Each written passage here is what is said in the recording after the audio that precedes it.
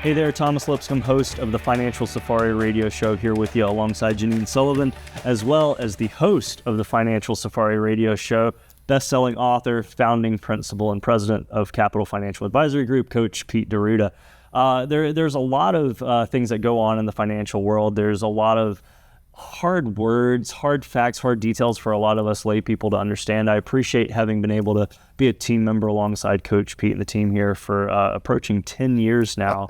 Long time, Thomas. It's a long time. Seems like this yesterday, though, doesn't it? It's true. It's true. It's true. Been doing the show 20 years. You've been on the show 10. And Wow. I have learned so much. I think the concepts of safe money, color coding money, there are so many things that I didn't know. Lots of happy people that heard the show 20 years ago, retired now, got a lot more income than they ever dreamed to get. It's and true. they're in a lot You know, better position than they ever were before they met me. I have the opportunity to work on an outside window of the building here, and I get to see the couples as they walk in and out of the building, and I love they'll walk in a little nervous with their binders, and like you ask them to bring in the statements and all that stuff, and walking out oftentimes they're smiling, holding each other's hands, just a more confident look, and I love seeing that. That's why I'm here. Well, there's a lot of financial confusion out there, and when they bring in all these statements, they have no idea what the statements mean, and a lot of times they don't mean a thing because they're just a bunch of statements, a bunch of splintered products and strategies. Yes. So we help people get a concise strategy, combining risk and safety. That's what a fiduciary does. To me, in my opinion, a fiduciary has to have risk and safety. Yeah. If you're all risk all the time, are you really helping your clients in the long term? That's right. Well, when the market goes down, give me a call and tell me if you helped your clients or not, if you had them all risk. So when we have market crashes, which we as a society, we have market crashes, we don't get many calls from people. The calls are usually, my money's safe, right? Yes. Yeah. That kind of thing. So my retirement's still on track? Yes. Because when we're getting in that financial red zone, which is 55 and above, in my opinion, we need to make sure we have some of that safe money. Have to. And there's a lot of advisors out there who don't offer safe money and claim they're taking the high road. And claim they're fiduciaries. Thomas, in my opinion, you're not a fiduciary if you're not offering safe money as well as risk money, especially to folks that are getting ready to retire and want to have that retirement they're never going to have to worry about. Yeah, it's very true. And Janine, I know you've put together some great content here for us to cover. What's the first point that we're going to look at? Well, as you mentioned, I mean, not only is there a lot of vocabulary and words out there, but Coach has been in this business for a really long time. 32 years. And he's got a lot of fans, a lot of people that he's helped along the way, and not surprisingly, there's some detractors too. So we thought we'd hear it straight from the horse's mouth today and ask some of the questions that seem to be floating out there. So if I could, one of the questions that has come up is Capital Financial always a fiduciary? Yeah. Well, in my opinion, yes. Because as I just said, we have risk and safety. We figure out what our clients want, and then we make a plan that gives them what they want. Instead of saying, hey, here's my managed account, get in there, pay me 1% every quarter. Or 1% a year over every quarter, a quarter coming out every quarter. And, there are a lot of managers out there who don't manage their own money, use mutual fund companies to manage the money. And now the mutual fund companies have their own management team and more management fees. So are you really a fiduciary if you're charging money and taking money right out of your client's account and then putting the money somewhere else where that person is also taking money out of the company? Mutual, and also your money's at risk the whole time when you're in those managed accounts. So again, nothing wrong with managed accounts, but not for all your money, especially for retirement, because I've not seen one management account ever that had lifetime guaranteed income. And that's what most of the consumers I talk to want out there. When you really come down to it, people want to be able to retire and not worry if they're going to have money in the mailbox all the way through retirement. And I am 100% confident in every strategy I've offered, my clients are going to have 100% of what they thought all the way through their life. Another question that we've seen out there in the miasma, or if you want to say, of social media, is how independent is Capital Financial Advisory Group? I learned this now that I've been here a while, that it's not unusual to work with third-party investment managers, but maybe you could talk a little bit more about that. First of all, we have risk and safety. And we're totally independent. So we're not beholden to any one insurance company or financial institution, which I think is a good thing. If you've ever sat in a car lot at a certain dealership, no matter what you say about their car, it's going to be the best car ever. They're never going to talk about the car lot across the street with a different brand in a good way. And so we see this in the financial world. Unfortunately, we like to practice couth, I guess, and we don't need to be slamming each other in this arena. But let me just tell you, there are a lot of different money managers out there, and we're constantly interviewing them. So if we find a good one, we put it in our quiver. In other words, another arrow in our quiver that we can pull out when somebody says, hey, I want this, this, and that. Hey, that's exactly a good fit for this money manager. I want this, this, and that. Hey, that's exactly a great fit for having lifetime income with this insurance carrier. So we consult with every single client or every single listener, every single person that comes in to our office. And the families we serve get a collection of financial products, strategies, and companies that fit what they're looking for. Okay? And any insurance option we offer, not a penny comes out of their money to pay us commissions. Not one penny comes out of their money to pay us commissions. Now, on the managed side, like any money manager, and even the money manager that's talking junk about me, they reach into your account every quarter and take their fee out regardless if you make money or not. Now, that's okay as long as they have a different side where they're offering you safe lifetime income without commissions coming out of your money. But if they're not even licensed on that side, how can they call themselves a fiduciary? You've kind of proactively clarified the next question or point that I had. And we can play a clip here and have you react to it. But just to give you some context, Charlie Munger, who is Warren Buffett's right-hand man, or was. It's probably a better way to say it. He was asked this question, and he very boldly stated that there were 3 investment manager firms to work with. He mentioned specifically Dimensional, Vanguard, and Blackstone as being the best. But to your point, you're interviewing them all the time. You're staying abreast of the best ones. But we've got this clip for you. Revenue sharing means the incentives of your advisor may not be aligned with your best interest, and it may mean missing out on some of the best investment managers available.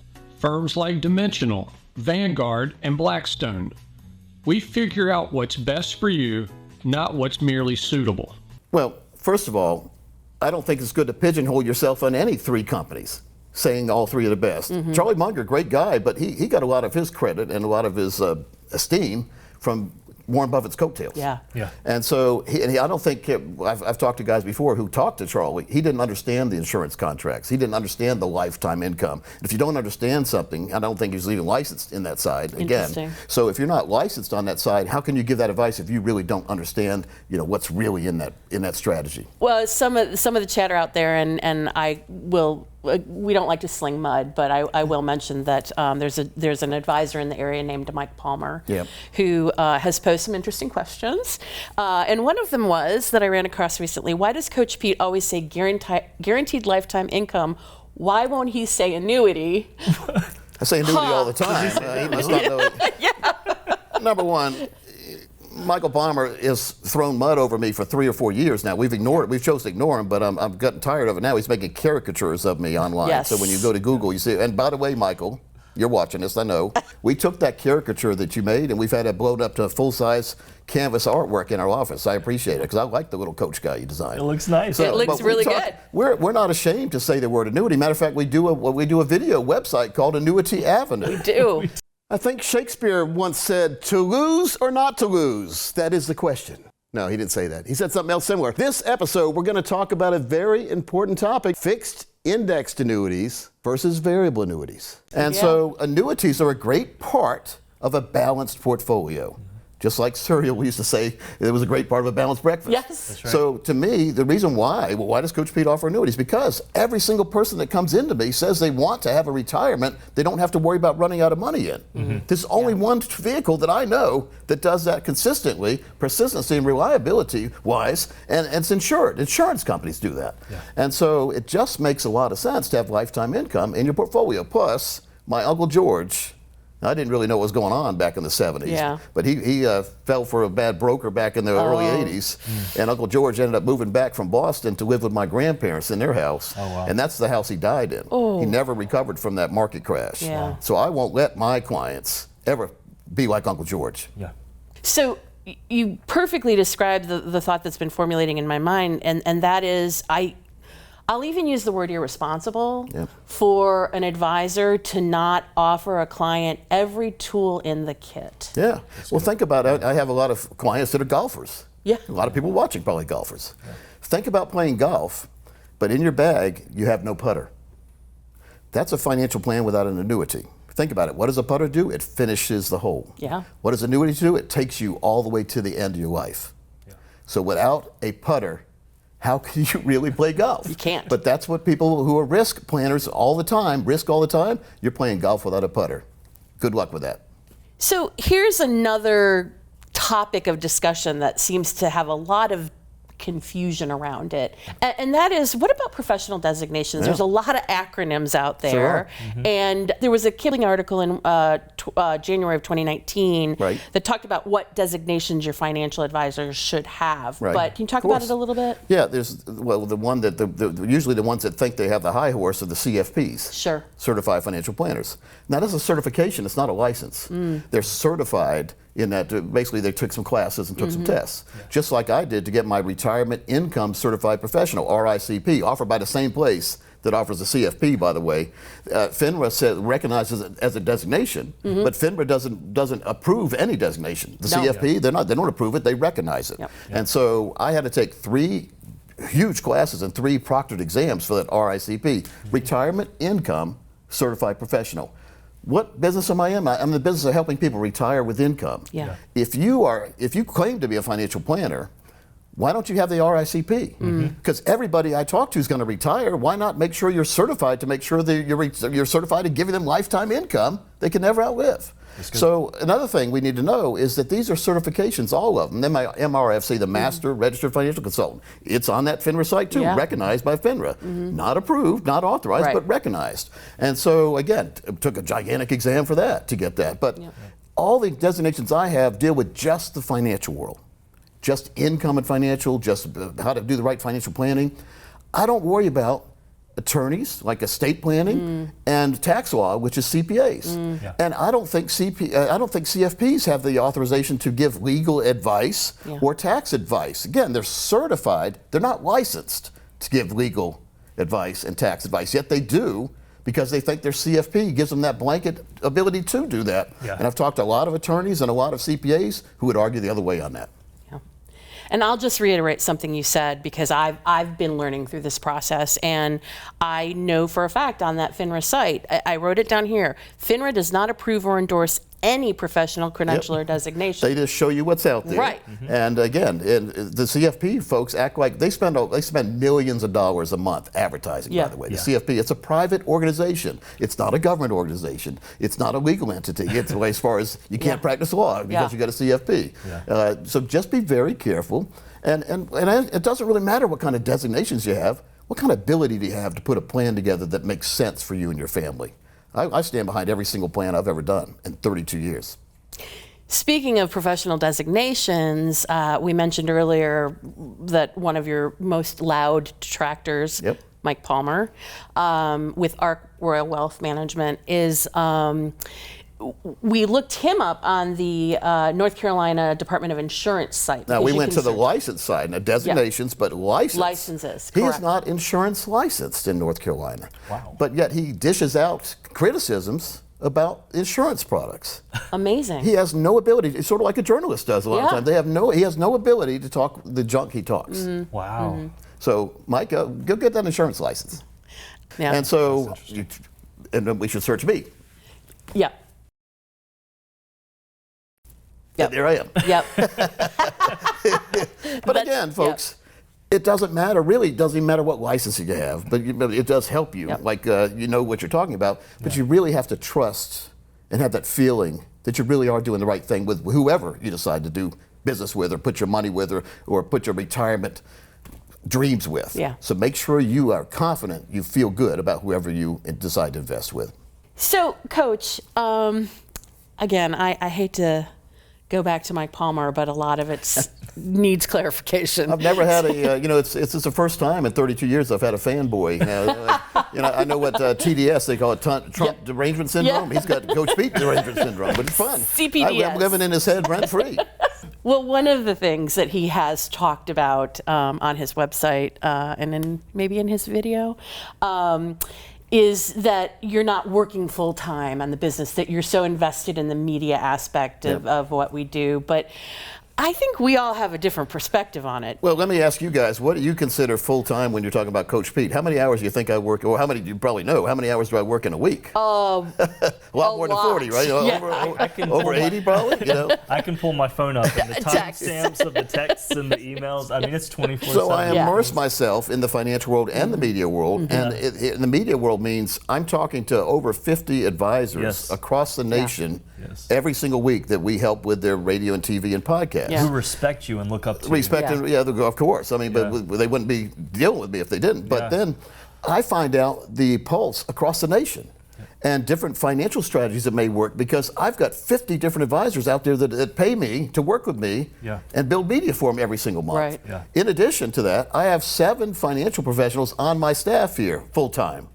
So it's not a one-man show here. I know, Mike, I know you think that everybody's maybe a one-man band since you are. You've got your son working for you, that's it.